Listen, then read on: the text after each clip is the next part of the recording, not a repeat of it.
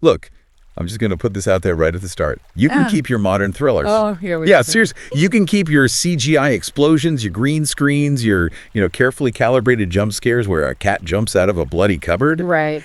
Give me a German apartment block in 1921, a set of incredibly steep stairs, and an axe, and I am a happy human being. I honestly worry about you sometimes. I really do. I am telling you, we are looking at Backstairs today, or Jessner-Treppen, to give it the proper respect. And this film, it's not just a movie. It is a descent into absolute madness. It is visceral. Is it? You get to the end of this thing, right? The boyfriend comes back. There's a tussle in a basement. The postman, who is this tragic, twisted figure, summons his last ounce of strength, swings an axe, bam, boyfriend dead. Right. And then the girl just hurls herself off the roof. It is pure, unadulterated, emotional chaos. It's mental. Wait. Hold on a second. You are starting at the absolute end, and you are acting like emotional chaos is some sort of badge of honor. It is when it's done this well. It's proper genius. But is it done well? That is the fundamental question we are here to answer, isn't it? Because from where I'm sitting, looking at the materials we have today, it sounds less like a masterpiece and more like an absolute shambles. Oh, here we go. Cinema, the magic vehicle, a comprehensive guide. Journey 1, 1913 to 1950. The cynic has well and truly entered the chat. I'm not being a cynic, I'm being a realist. You've got a film from 1921, Backstairs, and you're trying to sell it as high art because everyone dies in the last 2 minutes. It's not just that they die, it's how. That's not a masterpiece, mate. That is dodgy melodrama. It's misery porn from the Weimar Republic. You are missing the texture of it, the last ounce of strength. That's a direct quote from the source. That tells you everything. I know what the source says. I've got the source right here in front of me. Cinema, the magic vehicle. And frankly, even the source seems a bit conflicted about whether this film is actually any good or just a curiosity. It calls it a rich character study. That is the quote. How is that conflicted? It also calls it overstated heaviness and horror melodrama. But look, we are getting way ahead of ourselves here. You've dragged me into this virtual pub to debate a silent film that, let's be honest, is mostly famous for having a really depressing staircase. It's a symbolic staircase. So we need to set the stage properly. We aren't just watching a movie today. We are reading a map, and the map is this book. Precisely. We are navigating via Cinema, the magic vehicle, a comprehensive guide. And I think we need to talk about the book itself for a second, because the book is almost a character in this whole thing. It certainly has a high opinion of itself, doesn't it? The tone is something else. I think it's charming. Listen to this introduction. I mean, really listen to the promise this text makes to the reader. It says, discover the captivating world of cinema. If you are a film buff looking to delve into the history of cinema, I recommend an extraordinary book just for you. It calls itself extraordinary right there in the text. Yeah. Modest. I like an author who reviews their own book in the introduction. Saves the critics the trouble, I suppose. But it captures the vibe, doesn't it? It says, if you feel you have been watching mostly remakes and are unsure of what else to explore, this book will serve as your ultimate guide. And that is exactly where we are, isn't it? I suppose. I feel like every time I open a streaming service, it's Batman 40 or Fast and Furious 12. Everyone is sick of remakes. We want the uncharted cinematic treasures. Uncharted cinematic treasures. That sounds like a pirate map. Look, I appreciate the sentiment. I do. Let the enchantment of cinema take hold of you. Exactly. Open your eyes and heart to the wonders that await you. It's very flowery, isn't it? It's practically poetry. It's romantic. But my problem isn't with the book's blurb. It's with the specific treasure you've dug up today. Because if Backstairs is the enchantment, then I think I prefer reality, thanks. You are resisting the time travel experience, mate. That's what the source calls it. It's a fascinating time travel experience. In 1921, to a basement in Germany where a stalker reads your mail and then kills your boyfriend with an axe. No, thank you. I'll stay here. But think about the context. This is what we do. We go deep. The source makes a huge deal about this. It says the book provides valuable historical context. It explains how political, social, and cultural events influenced filmmakers. You can't just watch the movie. You have to feel the spirit of their period. I will concede that point. Slightly. Oh, slightly. The years 1913 to 1950, Journey 1, as the book calls it, that is a massive chunk of history. We are talking about the collapse of the German Empire, the humiliation of Versailles, the hyperinflation of the Weimar Republic. It was a mess. Exactly. You can't separate the art from the street. You can't separate Backstairs from the turmoil outside that apartment block. So yes, knowing that Backstairs came out in 1921, right in the thick of post-war German struggles, that does matter. The world outside the cinema was falling apart, the money was worthless, the soldiers were coming home broken, or not coming home at all. It's the spirit of their period. It's dark because the world was dark. People were hungry. The social ladder was broken. The stairs were all that was left. Or it's dark because the writer, Karl Mayer, was feeling particularly grim that week. Context is usable, I agree. But context doesn't automatically turn a boring film into an exciting one. It's not boring. You can explain why the paint is drying on the wall, the chemical composition, the humidity of the room, the socioeconomic factors of the paint manufacturer, but I'm still just watching paint dry. That's a ridiculous comparison. Or in this case, watching a maid scrub a floor for 40 minutes while she waits for a letter. She's not just scrubbing a floor. She is embodying the essence of Kammerspiel simplicity. Oh, here we go. You've learned a new German word and you're going to hammer me with it for the next hour, aren't you? It's not just a word, it's the genre. And it is absolutely crucial to understanding why this film matters. The source is very specific about this. Backstairs is a classical Kammerspiel drama. Now, for anyone listening who hasn't spent 3 years in film school, we should probably define that properly. Please do, before you hurt yourself with the pronunciation. Kammerspiel literally translates to chamber drama. Think about a chamber orchestra. Small, intimate, focused. Cheap. Let's be honest, it was cheap to produce. Not cheap focused. It's the opposite of those giant spectacles with thousands of extras. Kammerspiel is about a small set, usually a single location, very few characters, and intense psychological emotion. It's a pressure cooker. It's a soap opera in a box. It's a stage play they happen to film. It is high art, and look at the team behind it. This wasn't some amateur production. You've got Leopold Jessner directing. You know Jessner, surely. I'm aware of Jessner, yes. You can't really talk about 1920s German culture without tripping over him. The leading director of Expressionist theater. Yeah. That is a massive credential. The source says he gained wide recognition for his original treatment of stage space. He wasn't just a film guy. He was a theater legend who decided to bring his toolkit to the cinema. And what was his central dramatic device? I have a feeling you're going to shout it at me. Steep stairs. The Jessner-Treppen. The Jessner steps. The Jessner-Treppen, right. He used physical elevation to establish relationships. It's such a simple idea, but it's revolutionary. If a character is high up, they have power, or they're detached, or they're in heaven, whatever. If they're low down, they're subservient or trapped. Which works brilliantly on a stage, mate. I'll give you that.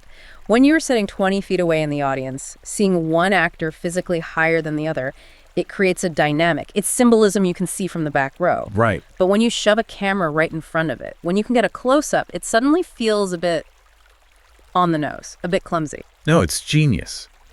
The source says, and I'm quoting here, this convention was transferred to the cinema in Backstairs, and the title of the picture is, in the context, rather significant. The title is The Set Design.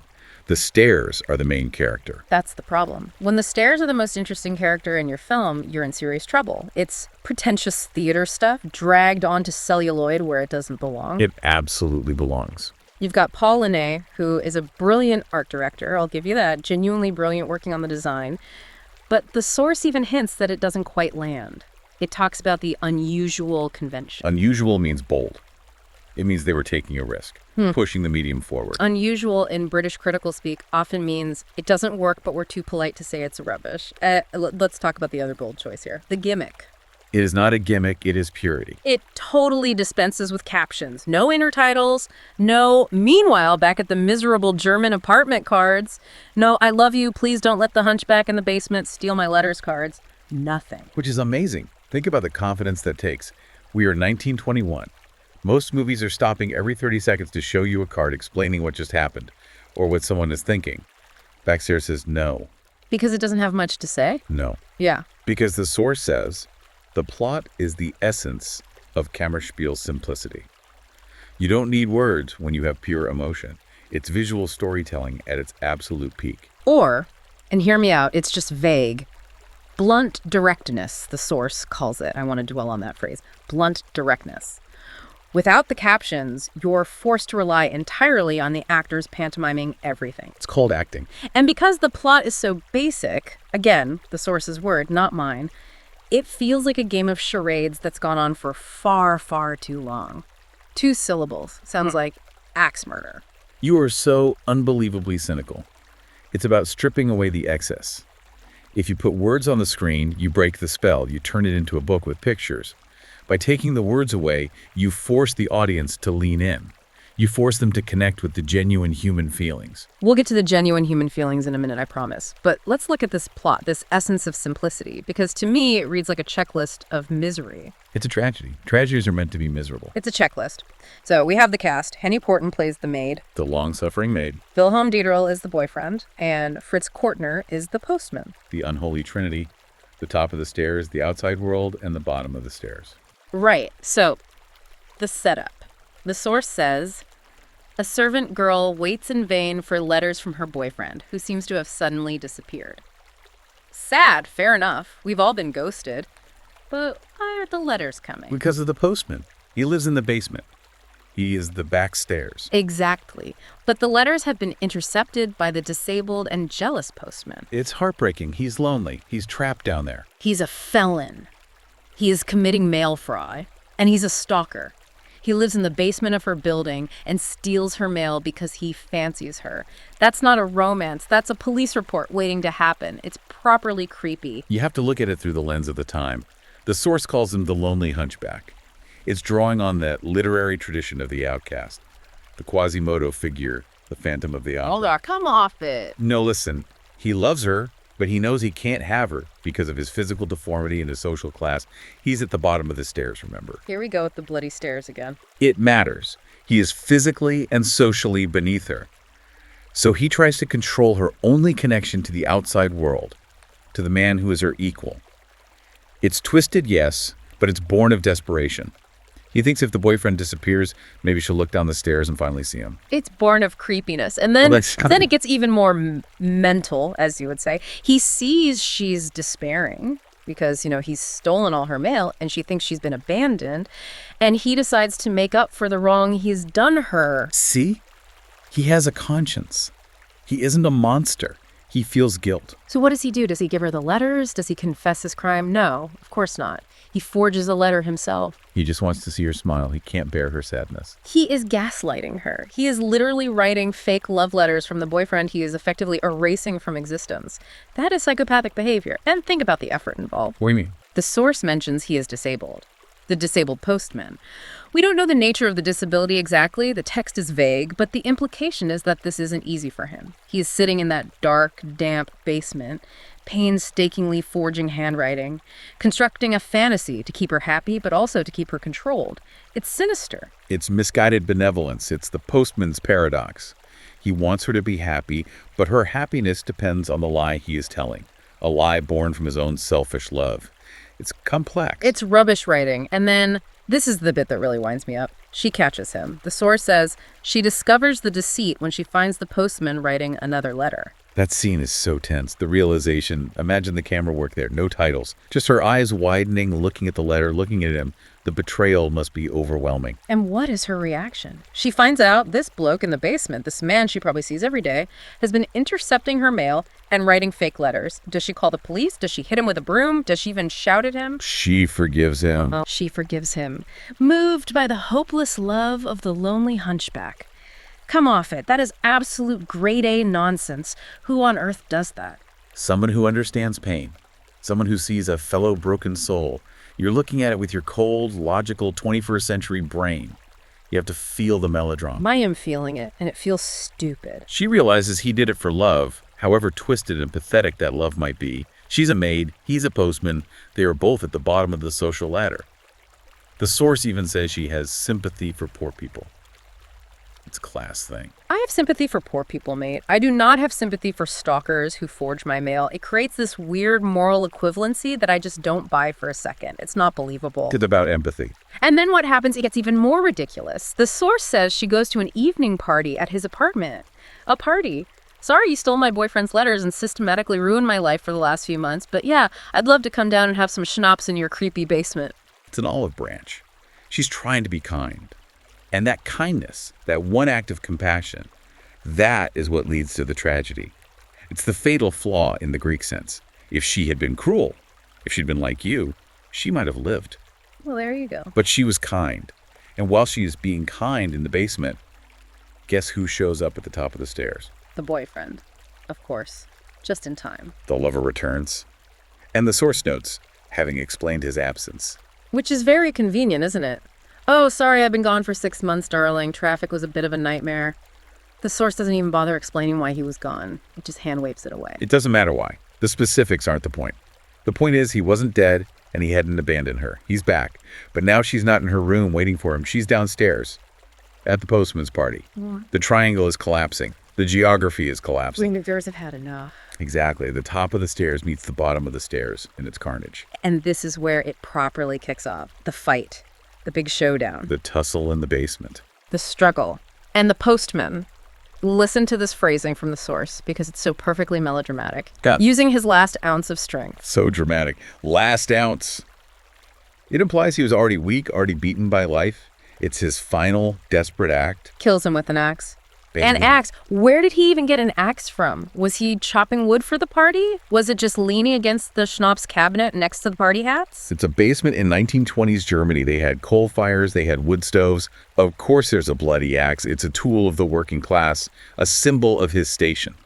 It's completely over the top. Yeah. The picture draws close to horror melodrama, says the source, and they are absolutely spot on. It shifts from this quiet, captionless study of loneliness into a slasher film in the last 30 seconds. It's a total tonal car crash. But that's the release. All that pent-up tension, all that silence, all that misery exploding into brutal, shocking violence. It has to be an axe. A knife wouldn't do. A punch wouldn't do. It has to be this primal, destructive act. Right. And then, the girl, the maid. In shock, the girl throws herself off the roof. Because of course she does. She can't just call an ambulance or scream for help. She has to immediately find the nearest roof and jump off. It's misery for misery's sake. There's no other explanation. It's the only way out. Her lover is dead, killed by the man she tried to pity. Her entire world is destroyed in an instant. The stairs, the backstairs, they lead up to the roof and down to the basement. Death at the bottom, death at the top. It's perfect, tragic, symbolic geometry. It's a shambles. And the source agrees with me, mostly. You can spin it all you like, but the text is on my side here. It is not. You're cherry-picking the negative bits. I am not. Let's look at the critique section properly. This is where the rubber meets the road. The source acknowledges the misery, but then it drops the hammer. Quote, "While there is plenty of misery in Backstairs, the film does not make enough effort to give the story more depth." Even on the relative scale of the genre it adds. That's an important qualifier. Exactly. It's saying even for a miserable Kammerspiel film, this one is a bit shallow.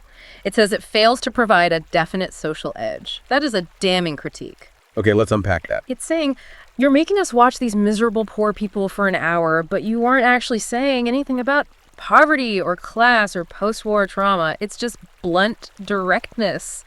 A story about a creepy postman, a gullible maid, and a guy who should have written more often. But maybe the bluntness is the point. Maybe it's not about a social edge. Maybe it's about the raw, ugly reality of human emotion when it's stripped of everything else. The source says it shows people who can find happiness only in reciprocated love. Right. When that love is destroyed, they are destroyed. It's existential. It's not political. It's fundamentally human.